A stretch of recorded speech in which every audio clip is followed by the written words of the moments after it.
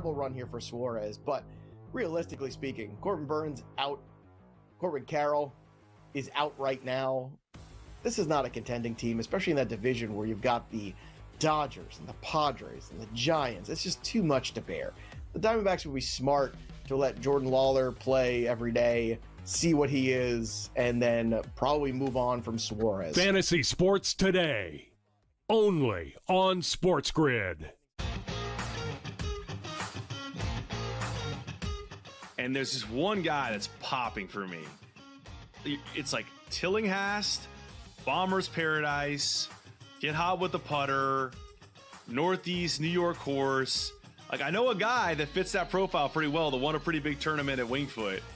Like, this is this like perfect for Bryson? It's perfect for Bryson. Wow. The Smiley Show, only on SportsGrid. The two guys that can do it all. Too much electricity this morning. This is a good time. We're having a lot of fun. I had to do a triple take. Ka-ching! Why? Because of parity. I didn't mean to offend. Yeah, it's not going to happen. Load management is a dirty word. Let him rip. You know what? Circumstances provide the results. What? How do you do this one? Oh, Donnie, you've got such a good show there. A network that is booming. The Early Line, only on SportsGrid. I do believe that SJ now is the #1 player in the world. The things that he can do from the point of attack, offensively and defensively, his ability to drive downhill and score in all three levels. And the thing I like most about this young man at 26, he's so humble. He's so humble. And that speaks to the whole culture of OKC that Sam Presti and Mark Daigneault has built. Humble team, folks. Betting above the rim, only on SportsGrid.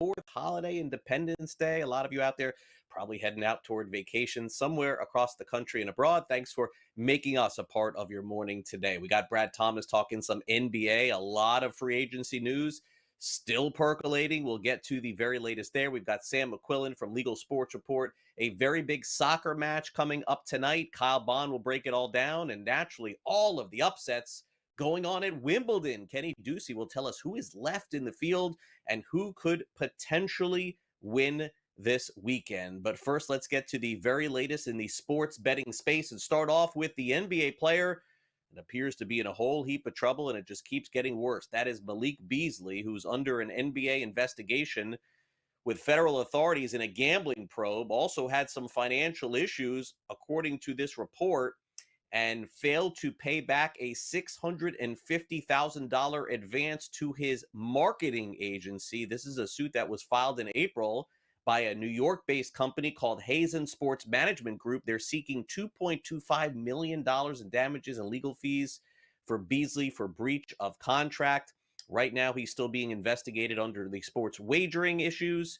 We'll see what this really means in the end. But right now, Beasley, a free agent, don't expect him to be cashing any checks anytime soon. Meanwhile, the state of Maryland is considering a change to the promotional credit deduction rules for gaming. The Maryland State Lottery and Gaming Control Agency proposing an adjustment of the state's promotional credit deduction standards for licensed online sports betting operators. Maryland's gaming regulator is aiming to reduce the amount of revenue that operators can allocate toward offering free promotional wagers to eligible players. We've heard this in the sports betting space before, reducing promos which do entice people to bet on sports. The agency proposes lowering the amount that operators can offer to 5%. Also, some breaking news in the sports betting space as well. A potential new way that you'd be filing taxes if you bet on sports coming next year. In fact, right now, you can file taxes and say that you lost on sports wagering. In fact, up to 100% of your gambling losses. But on this new bill, which is called the Big Beautiful Bill, it's introducing a significant change. And this is how gambling winnings and losses are taxed. It would limit the deduction of gambling losses, folks, to 90%. And the same with your winnings.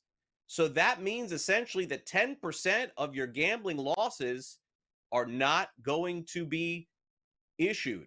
So 90% of your taxes can be filed if you lose money, but 10% of them, you're going to have to eat it. That's the bottom line. Same goes for winning. So that's good news for those of you who are winning so much money on sports wagering. If you are out there, essentially, you're not going to be able to use 10% of your gambling losses toward your taxes next year. That's the bottom line. Now, by the way, this has not gone through yet. So don't start freaking out, because I know a lot of you come next year, January, February, March, you're filing your taxes. You're like, I lost X amount of money. 10% of it may not be eligible if this goes through. And again, this will not affect the casual sports bettor, which is probably most of you who are watching the show out there. All right, casually speaking, let's go through the National Basketball Association trades and free agency news. The Detroit Pistons and Duncan Robinson have agreed to a new 3-year contract. It's a $48 million deal. Miami sent him to Detroit in a sign and trade. Really good three-point shooter over the last few years. Jakob Poeltl has agreed to a 4-year, $104 million contract extension with the Toronto Raptors. He had a career high in points last season, 14.5, 9.6 rebounds, 63% from the field. Had a really fantastic year. Also, the Denver Nuggets have signed Tim Hardaway Jr. He's traveled around the league quite a bit. He's on a 1-year deal. He started 77 games for the Pistons last season. Now, no update on LeBron James, but we do have an update in Los Angeles on the Dodgers. Shohei Ohtani hit 30 home runs last night. It was his 30th for the 5th straight season as the Dodgers beat the White Sox by a final of 6-1. Another side story from the game has been this nice comeback from Yoshinobu Yamamoto, who seems to be pitching a lot better lately. Here's Dave Roberts on his effort last night. I think he just kind of, recalibrated the strike throwing. The split was really good today. The fastball, obviously, the command was really good. Got some early outs, a lot of strikeouts, and was really good tonight. Just a lot of familiarity between these two teams. How did you, kind of like how your offense got to Smith early in this game and kind of how you were putting at-bats together? Well, I think, it started with the Will at bat, and obviously the first inning, he gets 2 outs on 2 pitches, and then Will earns a walk, Muntz gets a walk, and then we get a couple hits right there and got the pitch count up, which was huge to set the tone for the game and to get him out after 5 innings. And that kid's got good stuff. So to get him out after 5, getting their bullpen a little bit, I just think it was good that coming off an off day, fed off the momentum from Yoshinobu and got hits when we needed to. And Tommy had a big hit right there in that first inning. And obviously Shohei did what Shohei does, and, we'll be ready for tomorrow as well. One of the big surprises this season in baseball is the Chicago Cubs starting pitching staff. And one of the bigger surprises is Matthew Boyd, who's been fantastic for them. 7 strong innings yesterday. The Cubs beat the Guardians by a final of 5-2. Carson Kelly doubled twice. Michael Busch went 3 for 3. Here's Craig Counsell on the effort after the game. Yeah, I thought it was excellent again. It was efficient, and it's just more of what we've seen from Matt really the whole season. I thought he did a great job with Ramirez. That's obviously the one you circle in the lineup. He did a heck of a job with him. Yeah, I think when there's stuff going on in kind of your area of the team, the starting rotation, which is where Matt's at, I think his steadiness and his just delivering innings every time out, quality innings every time out. It's stabilizing. It helps the bullpen. It helps you win, obviously. It puts your bullpen in good shape. And when there's, when we've had guys down, Matt's been super consistent in doing that every single time out. 7 RBIs last night from a player in Major League Baseball. This guy is on the Toronto Blue Jays. George Springer did it against the New York Yankees, 12-5 the final. And don't look now, but not only the Tampa Bay Rays right behind the Yankees, but the Blue Jays are now within 1 game of that American League East. Toronto scored 5 runs in the 7th and 3 runs in the 8th. Here's Aaron Boone on his team having some misfortune with the bats. Got to cash in. I mean, although I will say the last two nights, I mean, we've stung a number of balls with runners in scoring position. So, you know, got to create those opportunities, and, you know, we got to make hay when we have those chances, though. Aaron, what is your level of concern with the defense recently here? With the what? Defense recently. Yeah. You know, we obviously got to play a little bit better, and we have the people capable of doing that, and we'll continue to work hard at it. But yeah, we got to play better overall. We understand that. We know that. Yeah, hopefully get it going tomorrow. How about the bullpen as well? Understanding there were some defensive miscues, but an ERA well over 10 over the last 4 games. Yeah, I mean, obviously a tough stretch here. Some of those guys have been leaned on heavily. You know, it's on me I got to do a better job of getting those guys in positions where they can be successful, and you know, and making the right decisions for them to make sure they're in the best spot possible. But obviously been a little bit of a tough stretch for us. And a good stretch for the Blue Jays, not so much for Tampa Bay, who's fallen behind them. Believe it or not, it's the A's handing the Rays their 3rd straight loss, 4-3 the final there. Also, the Arizona Diamondbacks on top of the Giants yesterday. They hit 4 home runs. They win this game 8-2. Jacob deGrom continues to pitch well for the Texas Rangers as they beat the Orioles 10-2. And don't look now, but the Miami Marlins have won 8 straight games. A shutout victory over the Minnesota Twins, one shy of the club record, could happen tonight. Brad Thomas will join us talking some NBA next.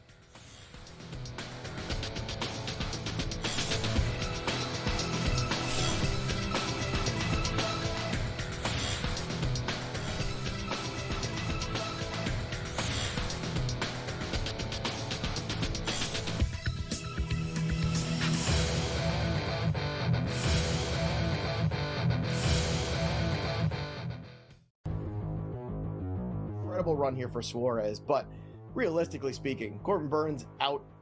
Corbin Carroll is out right now. This is not a contending team, especially in that division where you've got the Dodgers and the Padres and the Giants. It's just too much to bear. The Diamondbacks would be smart to let Jordan Lawler play every day, see what he is, and then probably move on from Suarez. Fantasy Sports Today, only on SportsGrid. And there's this one guy that's popping for me. It's like Tillinghast, Bomber's Paradise, Get Hot with the Putter, Northeast New York Horse. Like, I know a guy that fits that profile pretty well that won a pretty big tournament at Wingfoot. Like, this is this like perfect for Bryson? It's perfect for Bryson. Wow. The Smiley Show, only on SportsGrid.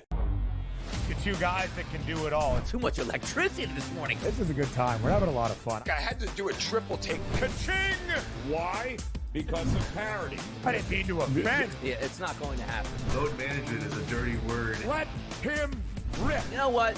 Circumstances provide the results. What? How do you do this one? Oh, Donnie, you got such a good show there. A network that is booming.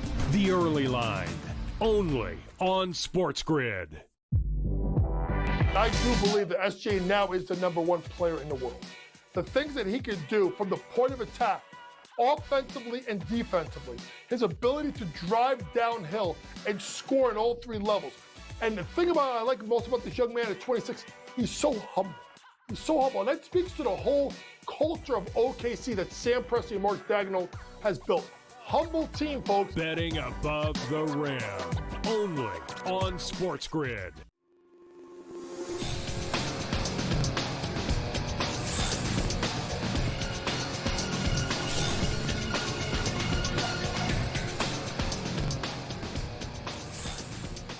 Welcome back to NewsWire. Brad Thomas is with us, the latest in the National Basketball Association free agency. With most of the big signings out of the way, we can now kind of take a look back at what happened, and Brad joins us now to break down, although it's very difficult to figure out what is going on with the Milwaukee Bucks. Brad, thanks for coming on the show. It is a little bit of an odd dynamic with Milwaukee here. Now, good news for them is they signed Miles Turner to this mega deal, 4 years, $107 million. That will replace Damian Lillard on the court while Lillard gets healthy.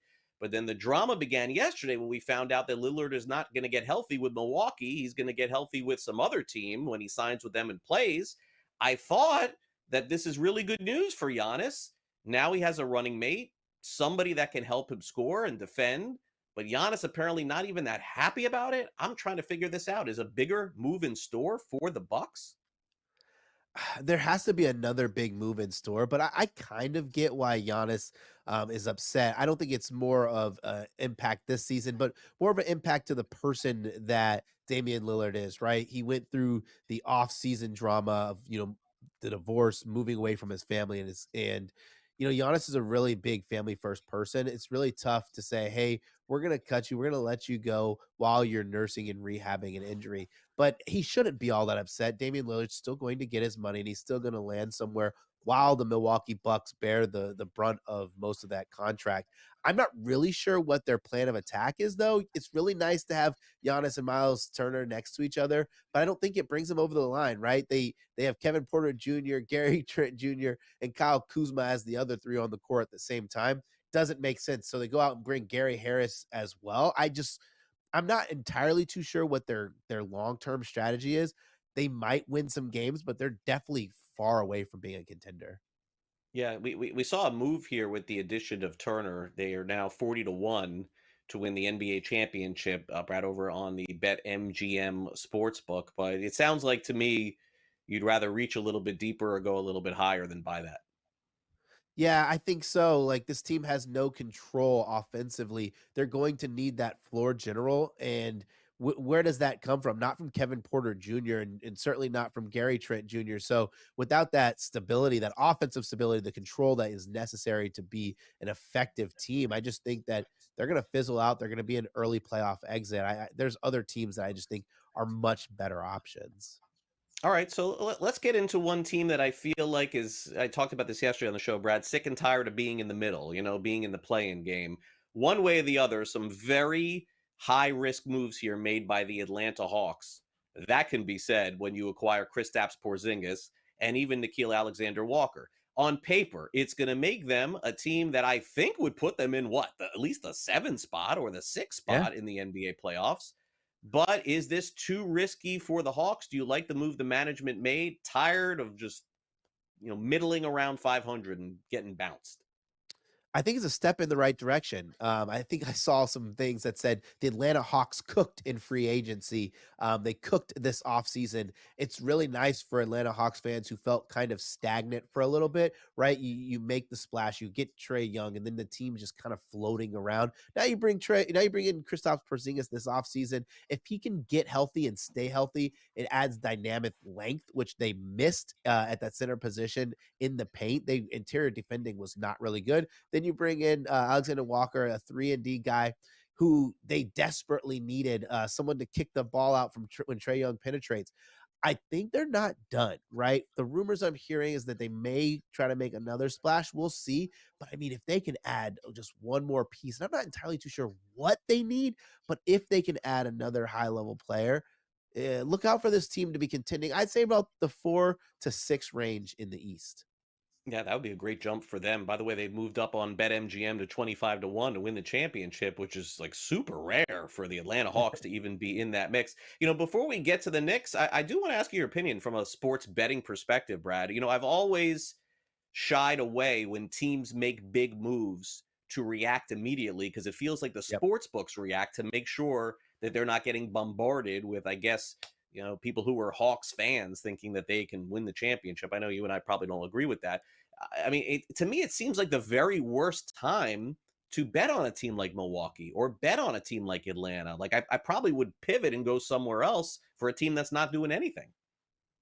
Yeah, it's very hard unless you are first to the market, right? Like I bet the Denver Nuggets a little bit earlier, not like earlier, but like a little bit earlier in the free agency, and now they're all the way down to 6-1. Like you're late, right? It's always better to be early than late, and especially with let's move out of the Denver Nuggets and talk about Atlanta, a team that has just been kind of borderline play-in team.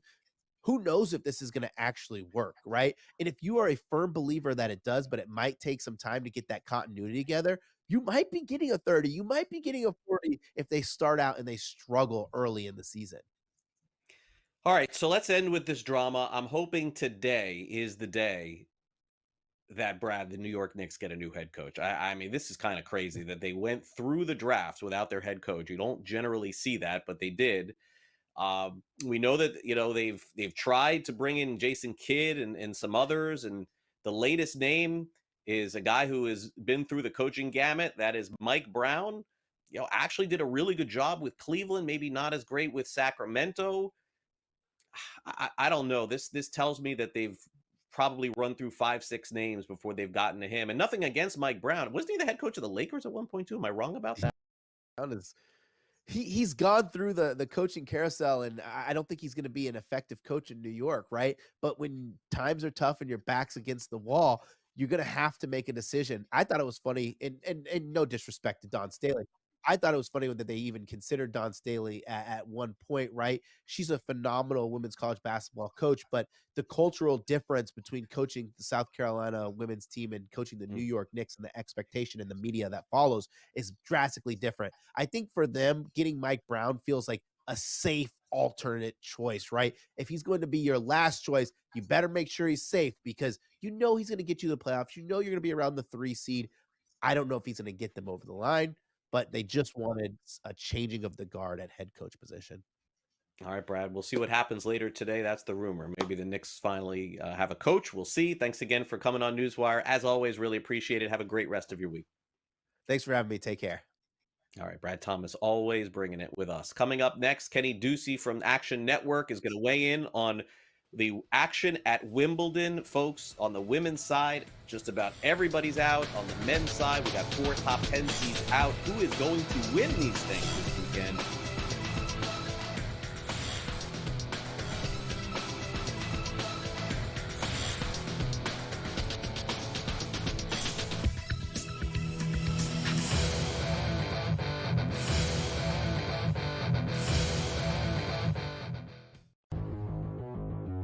Incredible run here for Suarez, but realistically speaking, Corbin Burns out. Corbin Carroll is out right now. This is not a contending team, especially in that division where you've got the Dodgers and the Padres and the Giants. It's just too much to bear. The Diamondbacks would be smart to let Jordan Lawler play every day, see what he is, and then probably move on from Suarez. Fantasy Sports Today, only on SportsGrid. And there's this one guy that's popping for me. It's like Tillinghast, Bomber's Paradise, Get Hot with the Putter, Northeast New York Horse. Like, I know a guy that fits that profile pretty well that won a pretty big tournament at Wingfoot. Like, this is this like perfect for Bryson? It's perfect for Bryson. Wow. The Smiley Show, only on SportsGrid. The 2 guys that can do it all. Too much electricity this morning. This is a good time. We're having a lot of fun. I had to do a triple take. Ka-ching! Why? Because of parity. I didn't mean to offend. Yeah, it's not going to happen. Load management is a dirty word. Let him rip. You know what? Circumstances provide the results. What? How do you do this one? Oh, Donnie, you got such a good show there. A network that is booming. The Early Line, only on SportsGrid. I do believe that SJ now is the #1 player in the world. The things that he can do from the point of attack, offensively and defensively, his ability to drive downhill and score on all 3 levels. And the thing I like most about this young man at 26, he's so humble. He's so humble. And that speaks to the whole culture of OKC that Sam Presti and Mark Daigneault has built. Humble team, folks. Betting above the rim, only on SportsGrid.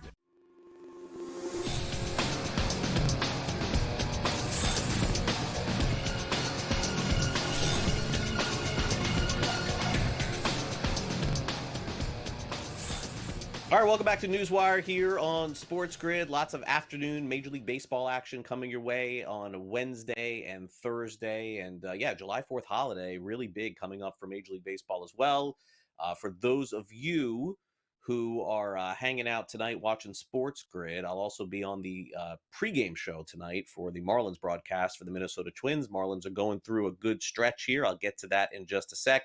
Also, we'll hear from a couple of managers with some results yesterday from Major League Baseball, and I'll give you the latest going on at Wimbledon. In fact, we're going to have some extensive coverage for you this Saturday and Sunday morning. So make sure you tune in right here to SportsGrid for the very latest going on at one of the very big majors on the tennis circuit. Okay, let's go to some baseball action. We'll start off with a team just trying to hang in the race at this point in the National League West. The Arizona Diamondbacks pick up another win over the San Francisco Giants yesterday. They end up hitting 4 home runs in this game. The Giants, who were just a game behind the Dodgers, have now fallen back a little bit. Good news for the Diamondbacks, but bad news for the Giants. Giants may need to pick up some additional starting pitching. Of course, Blake Snell has been injured most of the season. They've had to rely on some younger players. One of them is starting pitcher Hayden Birdsong, who took the loss yesterday. Bob Melvin did get a contract extension through next year yesterday, but after the game, he talked about not getting a win with Birdsong on the mound. It's been a couple times now where he's hit a period there where he loses the strike zone for a little while. For a while there were some big misses. It looked really good for a few innings, and then he throws a couple balls in a row, and he ended up, I think it was 10 in a row or whatever it is. So that's more probably mental than anything, in my opinion. And like I said, he started out okay, recovered from it a little bit afterwards, but that was a key period in the game. How does he go about overcoming that mental hurdle and Get through it? I mean, he's got to keep pitching through it. I mean, we've seen this guy really good. We've seen him pitch really well out of the bullpen, come in with, late in games. So, yeah, it's just been a little bit of a tough period for him for whatever reason.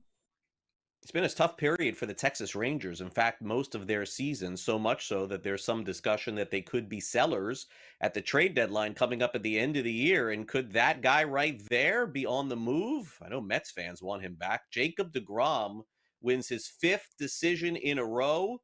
Adolis Garcia drives in 4 runs. The Rangers end up beating the Orioles 10-2. By the way, official voting for the All-Star game ends in 30 minutes. For those of you interested in voting, we'll find out this weekend who's headed to Atlanta.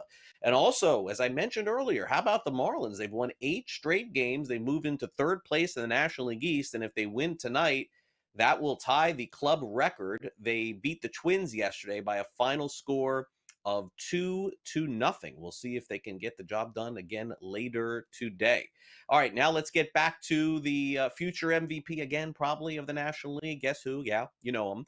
Shohei Ohtani hit his 30th home run yesterday, and he's done it now 5 years in a row. He's on pace to hit another 50, 60 home runs. We'll see if he does it. The Dodgers end up beating the lowly White Sox by a final score of 6-1. We know tonight Clayton Kershaw is in all likelihood going to get his 3,000th strikeout. I believe he's just 1 away from making that happen. Last night, a guy who Dave Roberts would love to see rack up the strikeouts is Yoshinobu Yamamoto, who seems to be turning it around lately. He talked about him postgame. I think he just kind of, recalibrated the strike throwing. The split was really good today. The fastball, obviously, the command was really good. Got some early outs, a lot of strikeouts, and was really good tonight. There's a lot of familiarity between these 2 teams. How did you, kind of like how your offense got to Smith early in this game and kind of how you were putting at-bats together? Well, I think, it started with the Will at bat, and obviously the first inning, he gets 2 outs on 2 pitches, and then Will earns a walk, Muntz gets a walk, and then we get a couple hits right there and got the pitch count up, which was huge to set the tone for the game and to get him out after 5 innings. And that kid's got good stuff. So to get him out after 5, get in their bullpen a little bit. I just think it was good that coming off an off day, fed off the momentum from Yoshinobu and got hits when we needed to. And Tommy had a big hit right there in that first inning. And obviously Shohei did what Shohei does, and we'll be ready for tomorrow as well. Cubs also beat the Guardians yesterday 5-2. George Springer, 7 runs driven in for Toronto as they beat the Yankees 12-5. The Rays have lost 3 in a row. The A's beat them yesterday. We'll take a quick timeout on NewsWire, and we'll be back with more right after these messages. Don't go away.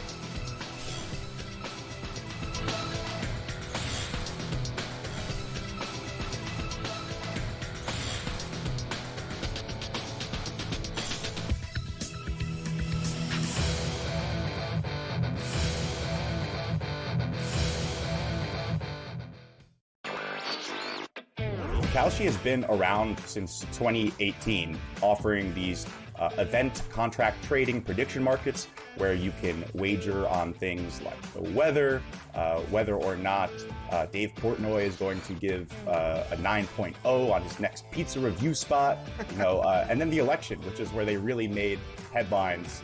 Election betting is technically illegal. NewsWire.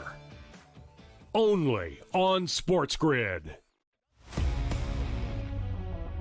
Put Pete Crow Armstrong on the mound to see what he does. Like, Ohtani, just by himself at the plate, is the best hitter in Major League Baseball. Let's just say, keep it in the National League at this point. He's the MVP. So I can't wait till he pitches 6 innings, he gives up 5 earned runs. Time they go like, I don't know if he could be the MVP now. Oh, no, he's still hitting 300 with 45 jacks and just pitched 6 innings in a Major League Baseball game. And people are going to hold that against him. Pro Baseball Today. Only on SportsGrid. If you're betting $50 a pop, doesn't matter. But if you want to bet $2 or $3 grand each side and literally have plus 110 on both sides, not the worst way to make some money on a Sunday night. Not at all, right? I mean, and that's amazing. I've never really watched this in real time where you see these odds fluctuate with penalty kicks going on. In-game live, only on SportsGrid. I can't even believe I'm saying pitcher's battle and using the words Patrick Corbin. But can I tell you, Scott, he's a different guy. He's a totally different guy with the Rangers than we've seen. I say this all the time. Don't worry about the first 5 innings. Like, don't even watch the first 5 innings in Texas Ranger games. Because for whatever reason, there's a ton of runs scored in the first 5, and then it just stops. It just stops. Game time decisions. Only on SportsGrid.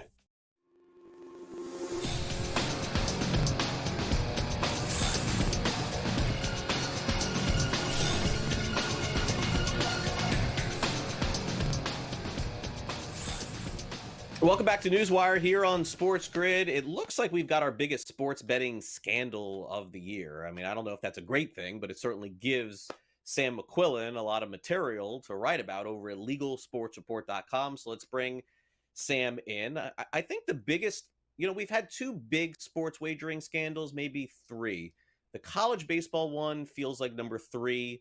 Jonte Porter with his props feels like number 2. And then, I mean, Shohei Ohtani's interpreter's got to be number 1. I don't think anything's going to touch that with the amount of money that was there. So I'm not sure where this Malik Beasley is going to lie here until we get the full story here. But I also think that if what they're purporting happened here, Sam, that this is going to rise maybe to just below that Ohtani one, maybe number 2, if it ends up, because this is a significant player in the NBA. Yeah, absolutely. This is a guy, unlike Jonte Porter, who many people hadn't even heard of before his scandal popped. And obviously it was found out that he was manipulating prop bets on games and ended up being banned for life from the NBA. He faces a lot of federal charges as well. Malik Beasley, a bigger name, he started on the Pistons, came off the bench for the Pistons this past year, but he was second in the league in 3-pointers made. He was actually in line for a $45 million contract. It was reported, and then all of a sudden, the first day of free agency, it comes out that he's embroiled in this possible scandal. Now, the U.S. Attorney's Office for the Eastern District of New York is currently investigating it. I want to be clear, they haven't made any formal charges yet. So we did have a case recently where another NBA guard, Terry Rozier, was involved in an investigation, was actually just cleared of it. So it could very much still be possible that Beasley is found to have done no wrongdoing. But the games that they're looking at here are when he was a member of the Milwaukee Bucks. There's a specific game in general on January 31st when he played against the Portland Trailblazers. There was all of a sudden a huge amount of money taken on the under for his rebound prop. I think it was about 2.5 boards. He actually finished the game with 6. But the odds had swung crazy from about plus 120, which is pretty normal for a prop bet, to minus 250. So anytime that happens on someone who is not, there's not a lot of news surrounding if he's going to play or not. That wasn't the case with this. And there wasn't, it's not a LeBron James. It's not a Steph Curry. Like, Beasley's a pretty big name, right, but he's not someone where tons of money is going to come in on him. So it's interesting that he actually finished with 6 boards that game, effectively killing this large bet that had been placed on the under. So we don't know exactly what has happened here. We also don't know if that's the only game. This news came out right before the first day of free agency. So that leads us to believe, how long has this been under investigation? It was about 2 years ago where this was the case, was the incident. And then again, the team, the Detroit Pistons, presumably had no idea this was going on because by all reports, they were going to give him a big payday. They actually pivoted and traded for Duncan Robinson about a day after this news came out and gave him the same contract. So you had to think that Malik Beasley was part of their plans, and they just found this out. To me, that makes me think, what else is going on here? Does this maybe go deeper than we previously thought? We've only heard about Jonte Porter. We've only heard about Terry Rozier, but how many other players are under, possible investigation by the feds that the teams just quite frankly don't know about? The NBA works with federal prosecutors, but federal prosecutors aren't going to notify teams unless there's a reason for them to do so. So, there's no clear ties to the Porter case yet. It is being investigated by the same office, which is an interesting kind of nugget here. But we'll have to see what happens with Beasley. I imagine now that the news is out there, the NBA will want kind of a swift resolution, want to get ahead of it, especially during the offseason when this is kind of the big talk right now. Yeah, tough to get a contract for Beasley while you're being investigated, to say the least. Okay, so let's get to California here. No sports betting update in the state of California, just to be clear. Daily fantasy is now under a little scrutiny here. Sam, what's the latest? Yeah, we're expecting an opinion tomorrow from Attorney General Rob Bonta of California, and it's expected to clarify the law saying that daily fantasy sports contests are illegal in California, and that would be just have a huge impact on, not just the fantasy sports industry, but sports betting as well. Fantasy sports has kind of been a murky area in a lot of states for a long time. We've seen some states like Texas issue opinions, which haven't been enforced. But by all accounts, it's believed that this opinion will be enforced. And Underdog Fantasy, in response, is filing a lawsuit, actually just filed a lawsuit yesterday in Sacramento Superior Court, asking for a temporary restraining order that would prevent the Attorney General from issuing this opinion. It's a very unprecedented move. We've seen Underdog and other sorts of pick-up companies or fantasy sports companies out there respond in states where they've been asked to leave by simply leaving or changing the way that their games work, going from a player versus the house model to a player versus player model. We've seen, in New York, they paid $17.5 million in fines and agreed to leave the state. Florida, they agreed to leave the state. But California, they're now, they have legal action on the table. So what they're saying here is that this goes beyond kind of the Attorney General's duties, and it would be making a policy decision where one is not warranted. It's also saying that, more than 10% of our business is in the state of California, which is no surprise because, again, California doesn't have sports betting. So it's a huge market for these fantasy sports companies, really crucial to their business. Now we'll have to see what happens when the opinion comes out tomorrow. But I wouldn't be surprised if other companies like Prize Picks get involved as well. They've been very vocal through their lobbying group saying that this should be left up to the citizens in the state. We should give them a vote whether or not they want fantasy sports to be legal. Now, the background behind all of this is, of course, that sports betting is still illegal. The tribes pretty much hold the key to allowing that to happen. They have tremendous influence in the legislature. They actually just sent a letter to the legislature, which it's believed by many killed a bill that would have legalized fantasy sports. And reportedly, they're close to a deal with the FanDuels and the DraftKings of the world to create framework to allow legal sports betting in California. Those sports betting companies are very much against the fantasy sports companies. They see them as offering a product that they're not allowed to do. So it's kind of the enemy of my enemy is my friend sort of thing here. Right. And we're seeing the fantasy sports companies respond this way. So, as we talk about a lot of stuff on this show, I imagine all gets worked out in the courts eventually, but very messy. We'll have to see what happens tomorrow when the opinion comes out. Just want to add a disclaimer that if you play fantasy football or any of those kind of leagues with your buddies, those wouldn't be threatened under this kind of law. It's only for companies that have payment processors effectively acting like, a sportsbook operator or a fantasy sports operator.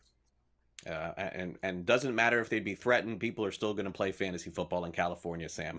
Regardless of that, I have a feeling. Okay. Thanks for breaking that. Yeah. So, okay, let's get to Illinois. Okay, so FanDuel, DraftKings taking their quarter, 50 cents based on Illinois taking more money in taxes. We thought maybe this would get resolved before July 1 and cooler heads would prevail, but they are pushing forward. I know another company, I believe Fanatics is involved now, taking their little cut too. And so those fees officially go into effect yesterday, correct? Correct. Yeah, yesterday marked the end of Illinois' legislative session, which is the session that they added this new per bet fee on sportsbooks. So 25 cents on the first $20 million 20 million worth of wagers that you take as a sports book, and then 50 cents on every bet after that. There was only two sports books that met that threshold last year, DraftKings and FanDuel. They came out with this, with this news that they're going to pass this 50-cent fee directly onto the customers, saying that they weren't going to take any of the tax and they wanted it to be absorbed. They did that as a kind of threatening mechanism. They said as well, if Illinois gets rid of this sudden change before the legislature is over, we'll get rid of it. Obviously, the legislative session is over now. They didn't get rid of it. The new per bet fee will go into effect in September. And already we've seen other sportsbooks, like you mentioned, Fanatics say, oh, we're going to do the same thing. Fanatics wouldn't be subject to this new fee. But it's not surprising that, they're kind of thinking, if maybe other people can get away with it, so can we, under just kind of the guise that, it does apply to every sports book, but I don't think Fanatics will reach that 20 million threshold. So for me, this will be a really interesting case study to see if sports books can simply just charge more and get away with it and people will be fine. I have to think they are. Most people don't price shop. So it'll be really interesting to see what happens in Illinois when this goes into effect. If people do in fact go to the offshore illegal market like has been threatened, or if they're simply fine with just staying with their favorite apps and paying more. Sam, as always, great stuff. Are you coming back on Friday with us, or this is the end of the week for you? This is the end of the week for me, Craig. It's the 4th Oh, of it is. July, That's right. We have no show. We have no show Friday. I forgot about that. Happy 4th of July, Sam. Enjoy.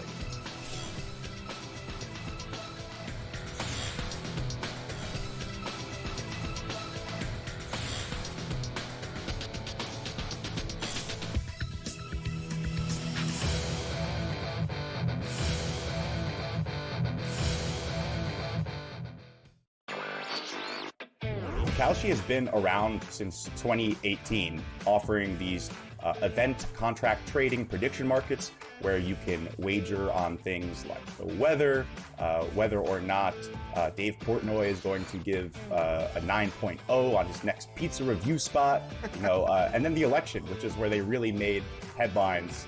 Election betting is technically illegal. NewsWire. Only on SportsGrid. Put Pete Crow Armstrong on the mound to see what he does. Like, Ohtani, just by himself at the plate, is the best hitter in Major League Baseball. Let's just say, keep it in the National League at this point. He's the MVP. So I can't wait till he pitches 6 innings, gives up 5 earned runs. Time they go like, I don't know if he can be the MVP now. Oh, no, he's still hitting 300 with 45 jacks and just pitched 6 innings in a Major League Baseball game. And people are going to hold that against him. Pro Baseball Today. Only on SportsGrid. If you're betting $50 a pop, doesn't matter. But if you want to bet $2 or $3 grand each side and literally have plus 110 on both sides, not the worst way to make some money on a Sunday night. Not at all, right? I mean, and that's amazing. I've never really watched this in real time where you see these odds fluctuate with penalty kicks going on. In-game live, only on SportsGrid. I can't even believe I'm saying pitcher's battle and using the words Patrick Corbin. But can I tell you, Scotty, he's a different guy. He's a totally different guy with the Rangers than we've seen. I say this all the time. Don't worry about the first 5 innings. Don't even watch the first 5 innings in Texas Ranger games. Because for whatever reason, there's a ton of runs scored in the first 5, and then it just stops. It just stops. Game time decisions. Only on SportsGrid.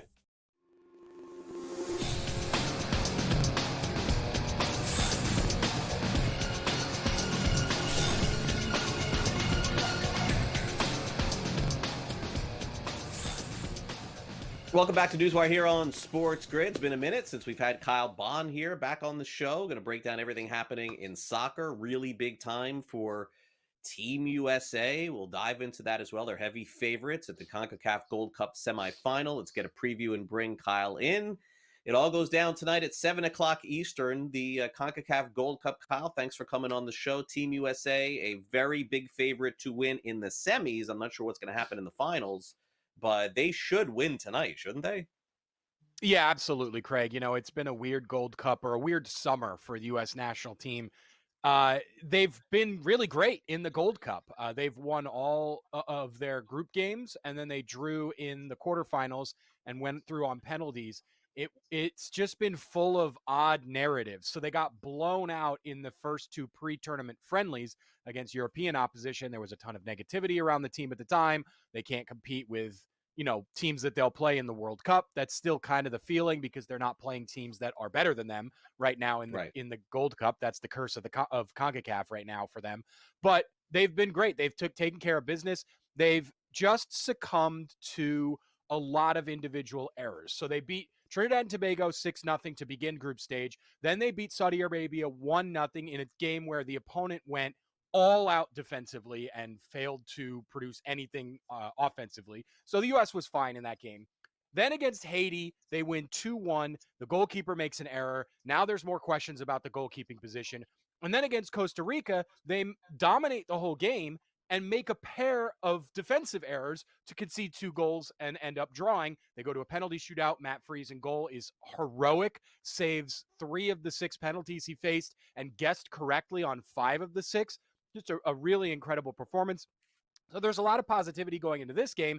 We expected them to play Canada, and then Canada was upset by Guatemala because they got a red card right before halftime. Guatemala ended up drawing 1-1. They win on penalties. Canada's out, and now the U.S. has to face Guatemala. So they are huge, heavy favorites in this game. I expect them to go through. I would actually expect them to score a number of goals. They've been very good in the attacking third this tournament against lower tier opposition. The problem is those individual errors that I mentioned. So for me, I'm on both teams to score here. Now, Guatemala hasn't been great on the offensive end, but they have scored their fair share of goals. They were able to score against 10-man Canada. Canada's been very good defensively so far in this tournament. So even though they had the man advantage, that's still somewhat impressive to me. And it didn't take them long. They went man up right before halftime, and they ended up level by the 65th minute. So I expect Guatemala to provide enough of a threat that the U.S. probably will commit 1 or 2 of those individual errors and give Guatemala a chance. So I'm on both teams to score at plus 120. I'm on the U.S. to advance. I think they'll score, 3-4 goals on this Guatemala team. But I also love the over on corners. I took the over on corners against Costa Rica, and that won easily. It was like over 5.5. They ended up with 9 corners. They had 10 corners against Trinidad and Tobago. The only game where they had a low number of corners was the Saudi Arabia game. Saudi Arabia went all out defensively, so I'm kind of throwing that one out. So it's over 6.5 corners at even money. I love that number. All right, fair enough. Now, the U.S. will not be huge favorites if they win, and it ends up being Mexico going to the final. They play Honduras tonight at 10 p.m. Eastern, where Mexico is a pretty significant favorite. Not as big as Team USA, but most feel that is going to be the matchup, Mexico-U.S. What are we looking for tonight at 10 p.m. Eastern? Yeah, I think really the only viable option in this game, because the numbers are so juiced in Mexico's favor, would be Mexico to win by a clean sheet. So Mexico has been great defensively this tournament. Really impressed by Mexico all the way through here, because they have had similar struggles to the U.S., where it's just been chaotic for them over the last few years. Ever since they went out in the group stage from the 2022 World Cup, they've been kind of rudderless. They've had a number of different head coaches. None of them have been able to really gain a foothold in the federation. It's just been a lot of negativity throughout. They've seen a downturn in the amount of talent that they've had in the squad. Mexico's always had a lot of talent in their squad. A number of veterans have now aged out of national team eligibility. So they're trying to find that next crop of players, and it just hasn't stuck. They've been really good in this tournament. Javier Aguirre is in charge, and he's kind of steadied the ship a little bit, and he's had an extra focus on defensive solidity, and it's worked. So I would expect Mexico to win 2-0. I think that's really the way that we're playing this. There's still some questions up front for Mexico. Who can be that real talismanic goal scorer? They've gone back and forth between Raul Jimenez and Santiago Jimenez. Neither one of them has really taken charge of that striker position. Even the guys around them haven't really had a lot of consistency, but defensively, they've been great. So I would expect Mexico to win 2-0 is probably your best bet here. I think, Kyle, if I'm not mistaken, Club World Cup was going on here in South Florida while I was away over the last couple of weeks. I know they had some big matches. The quarterfinals start on Friday, so catch us up here with who could be headed toward a championship there. Yeah, it's been a really interesting tournament. Through all the weirdness about attendance and is this a cash grab? Spoiler alert, yes. What is the meaning of this tournament? It's not been short on narratives. We have to give them credit there because it's been a fascinating competition all the way through for a number of reasons. But we've seen a couple of really good games, some really interesting narratives, and that's carried through to the quarterfinals. You've got Al Hilal upset Manchester City in the round of 16. That was a very interesting result. A 4-3 game, very fun game. It went to extra time. And now you've got a couple of different narratives in the quarterfinals. I still like PSG to win the tournament. They're the best club in the world. They've clobbered everybody on their way. They have a very difficult quarterfinal against Bayern Munich right now, but I still expect them to see their way through that game. I just don't see anybody who can stack up. They'll probably end up with Real Madrid in the semifinals unless they lose to Dortmund. I still think PSG is better than both of those teams. But you've got Chelsea and Fluminense in the quarterfinals. Chelsea are going to be playing a player who's going to join them immediately after the tournament in Esteval. So there's just a lot of fun narratives in this tournament. It's been fun. Kyle, great stuff as always. Enjoy the matches tonight. We'll check in and see who wins the championship next week. Thanks for coming on the show. Thanks, Craig. Kyle Bonn with us here from Sporting News talking some soccer. When we come back and wrap it up, get ready for the July 4th holiday. Joey Chestnut is back at it. Is he a big favorite to win the hot dog eating contest? Great content, folks. We'll have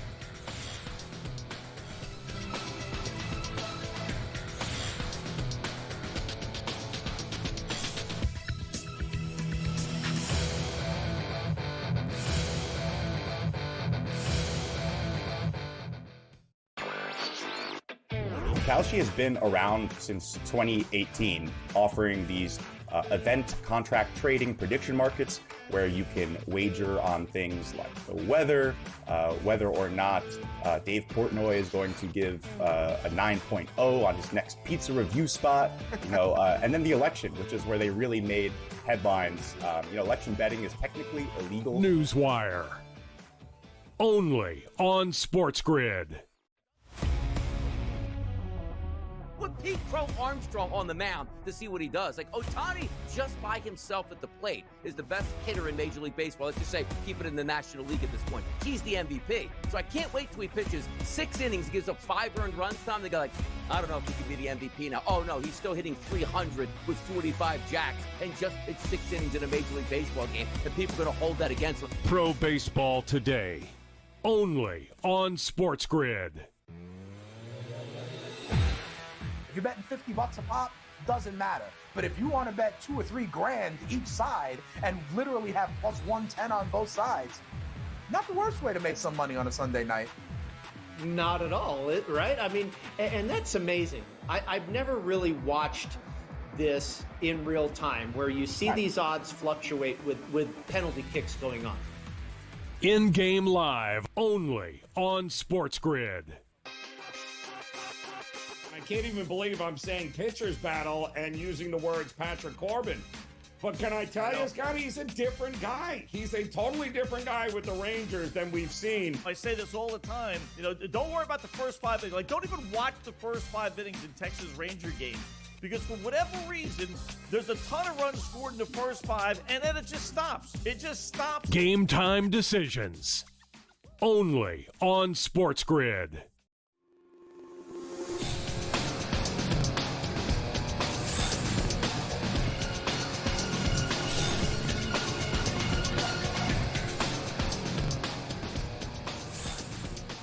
It's a tradition like no other. The Nathan's Hot Dog Eating Contest has brought back the favorite for this year's round. In addition, we're going to have a preview of that coming up. I know that the winner of last year's was on the early line earlier today, so go to YouTube and you can catch that interview. Also, we're going to talk about the worst uniforms in the National Football League and what were the Boston Red Sox doing last night on their broadcast. It's time now for some last licks.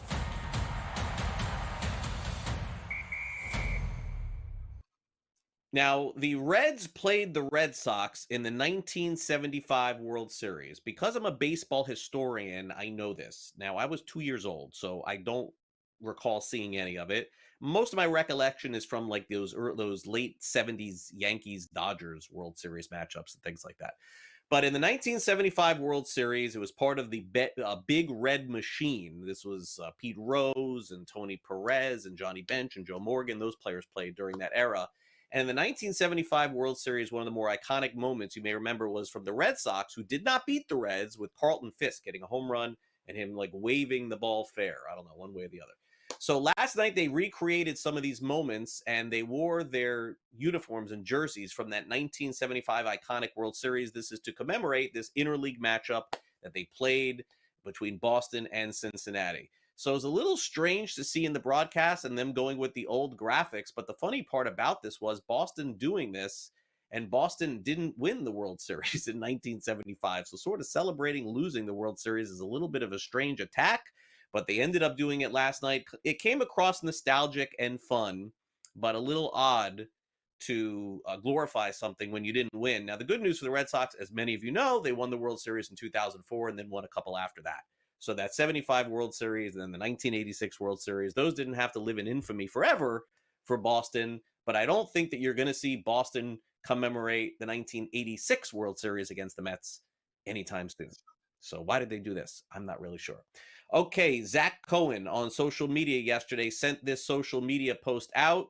There was a poll amongst 500 to 1,000 NFL fans on the worst uniforms in the National Football League.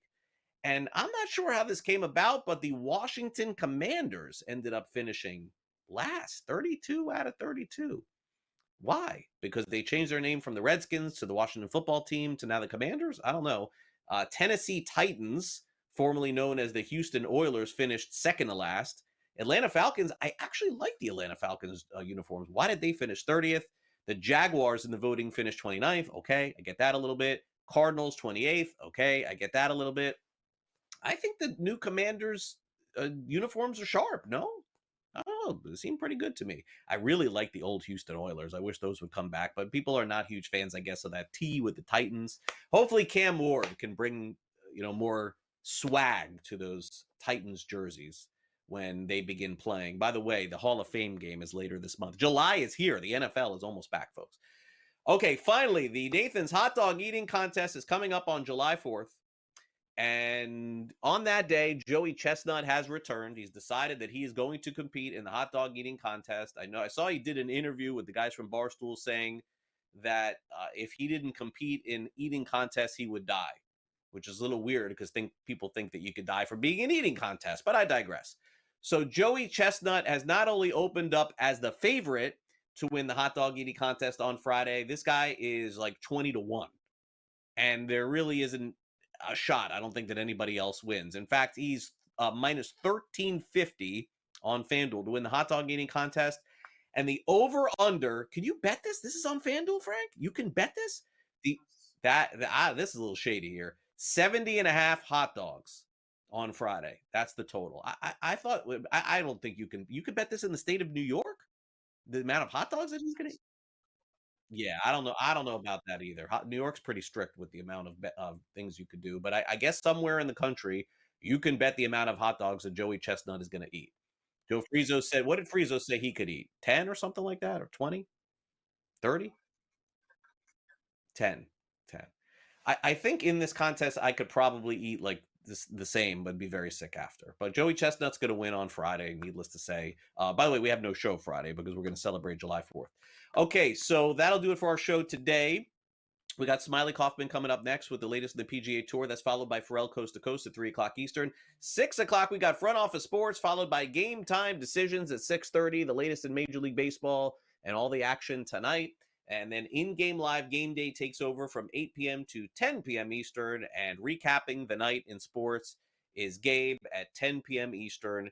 He's got you until midnight. Also want to thank our guests here on the show today. Brad Thomas for coming on the program. In addition, Kyle Bonn from Sporting News and Sam McQuillan from Legal Sports Report. Our director has been Luke, as always. Nice to meet you, Frank. I'm Craig Mish. See you tomorrow